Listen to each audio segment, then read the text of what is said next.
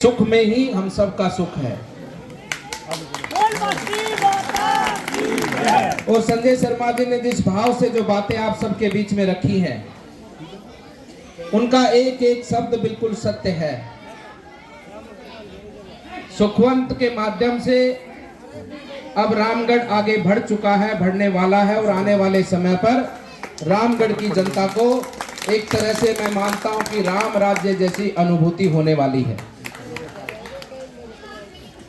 चुनाव 2023 में भी हुआ था, 2018 में भी हुआ था, उसके बाद में भी उपचुनाव हुआ। उस समय पर रामगढ़ में हम चुनाव हार गए और उस समय पर सुनने को मिला कि 2 हिंदू लड़ रहे थे इसलिए चुनाव हार गए। क्या 2 हिंदू लड़ रहे थे इसलिए चुनाव हार गए दोनों बारी में? इस बार क्या बोलोगे? क्या बोलोगे इस बार? कोई बहाना बचा है क्या तुम्हारे पास? अगर इस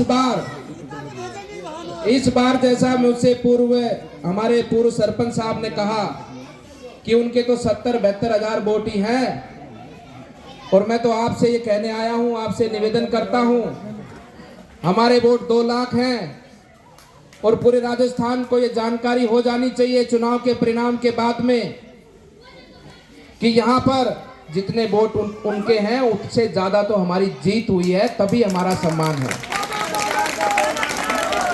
ऐसा होगा कि नहीं होगा?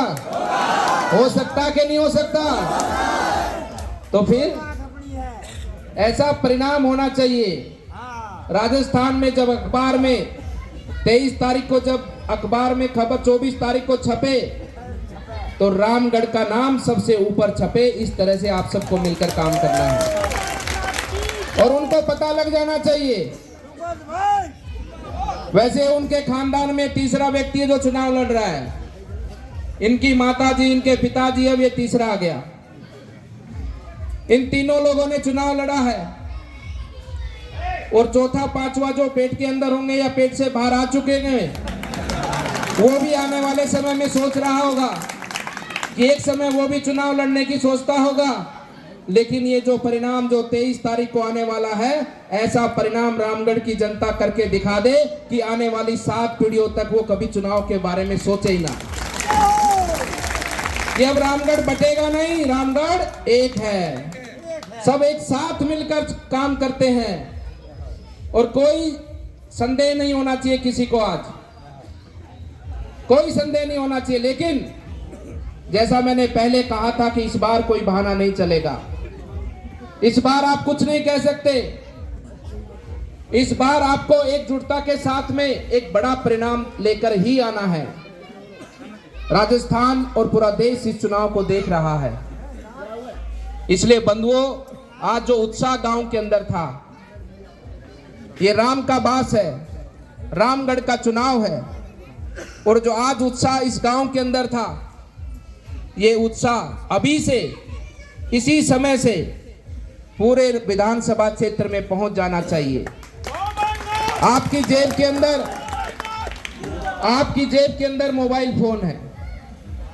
मोबाइल फोन में किसी के 500 नंबर होंगे, किसी के 1000 होंगे, किसी के 2000 होंगे, और उन मोबाइल नंबरों में से सर्वाधिक नंबर रामगढ़ के क्षेत्र के लोगों के नंबर होंगे।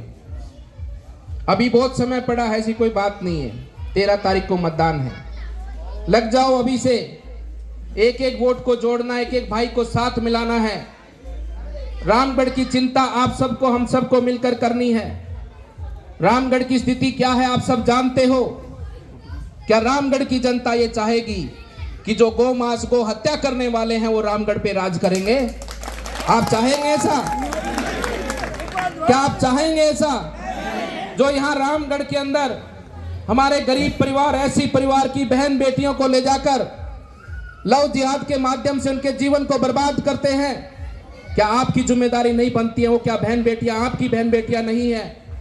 उनके जीवन को खराब करने वाले ये लोग रामगढ़ में राज करेंगे? क्या आप चाहते हैं कि रामगढ़ में जो गुंडागर्दी करते हैं, अवैध रूप से यहाँ पर वसूली करते हैं, या रामगढ़ के अंदर अवैध रूप से खनन करते हैं, रामगढ़ के अंदर भ्रष्टाचार करते हैं, क्या ऐसे लोग रामगढ़ में राज करेंगे? और जिस रामगढ़ का नाम राम के नाम पर हो और वहां की 2 लाख जनता जो राम को पूजती हो, ऐसे रामगढ़ में बाबर के पुजारियों की क्या जीत हो सकती है? ऐसे रामगढ़ के अंदर क्या जो बाबर के उपासक है वो जीतेंगे?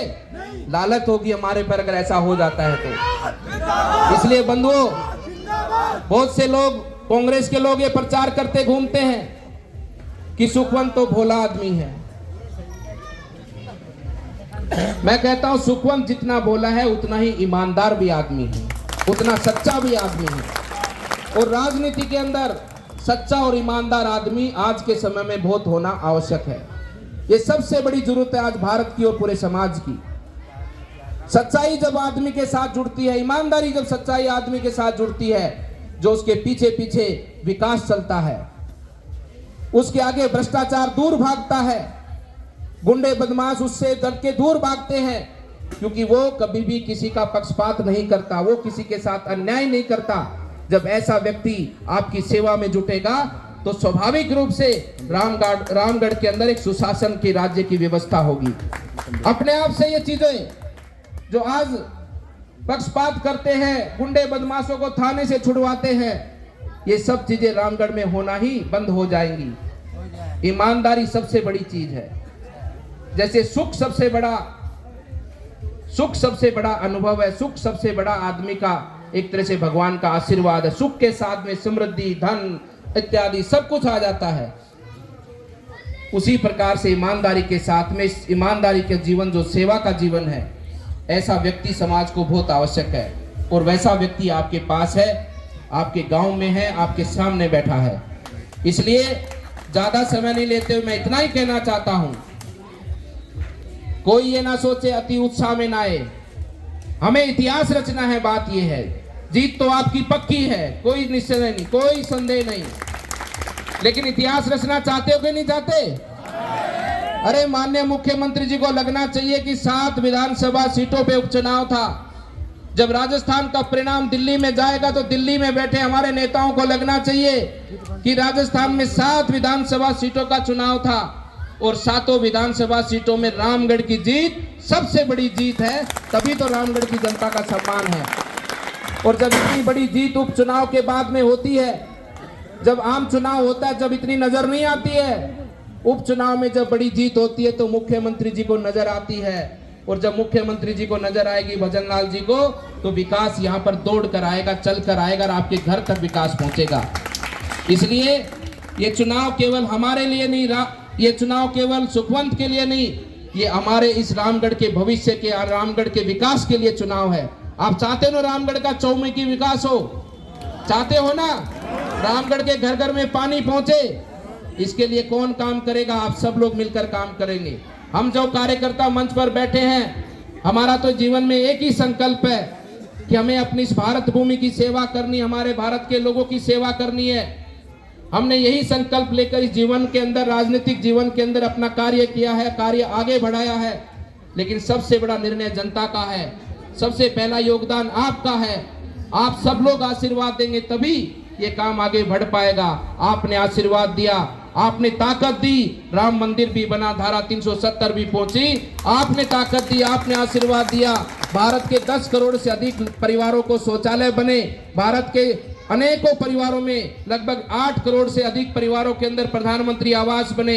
आपने ताकत दी, आपने ताकत देने के बाद में किसानों को किसान सम्मान निधि मिली, घर घर रसोई गैस सिलेंडर पहुंचा। और ये तो दुर्भाग्य रहा राजस्थान का कि पिछले 5 वर्ष में जो जल जीवन कितनी बड़ी योजना माननीय प्रधानमंत्री जी लेकर आए थे, राजस्थान में प्रभावी रूप से काम नहीं कर पाई। लेकिन आगे आने वाले समय पर घर घर पानी पहुंचेगा, घर घर समृद्धि पहुंचेगी, घर घर विकास होगा और राजस्थान उन्नति के पथ पर आगे बढ़ेगा। इसलिए ये आपकी सबसे बड़ी जिम्मेदारी है कि आप मौका देंगे तो देश आगे बढ़ेगा। आप मौका देंगे माननीय प्रधानमंत्री जी को, सुखवंत जी को, आदरणीय भजनलाल जी को, तो ये देश एक दिन विकसित राष्ट्र बनेगा और हम सबका भला, हम सबका विकास और हमारा सम्मान इस देश के विकसित होने से निश्चित रूप से तभी देश एक महान कहलाएगा। इसलिए बंधुओं, दोबारा पूछता हूं, पुनः पूछता हूं, दोनों हाथ उठाकर कहें कि आने वाली 13 तारीख के शाम के 7 बजे तक बैठोगे?